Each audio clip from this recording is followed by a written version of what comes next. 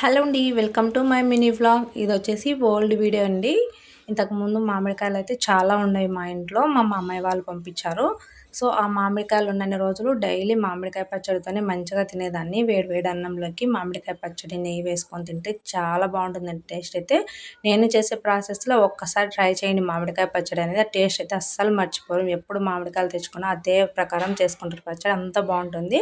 ముందుగా అయితే మామిడికాయ అయితే చిన్న చిన్న ముక్కలుగా కట్ చేసి పక్కన పెట్టుకొని వేయించిన పల్లీలు మిక్సీ జార్లో వేసుకొని మెత్తగా గ్రైండ్ చేసుకోండి ముందు. తర్వాత ఈ మామిడికాయ ముక్కలు అలాగే ఉల్లిగడ్డ రుచికి సరిపడా ఉప్పు కారం వేసుకొని మెత్తగా గ్రైండ్ చేసుకొని పక్కన పెట్టేసుకొని తర్వాత స్టవ్ మీద పోపు అయితే పెట్టేసుకోండి.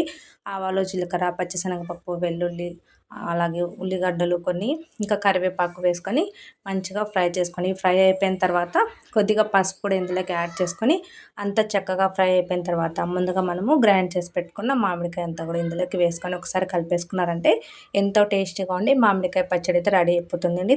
చేయడం కూడా చాలా సులభం అండి, ఎక్కువ టైం కూడా పట్టదు, అలాగే టేస్ట్ కూడా చాలా బాగుంటుంది. మరి ఎప్పుడు మీరు ఇలా ట్రై చేయకపోతే ఒకసారి తప్పకుండా ట్రై చేసి ఎలా వచ్చిందో కమెంట్ చేయండి. వీడియో నచ్చితే లైక్ చేసి సబ్స్క్రైబ్ చేసుకోండి. Bye bye.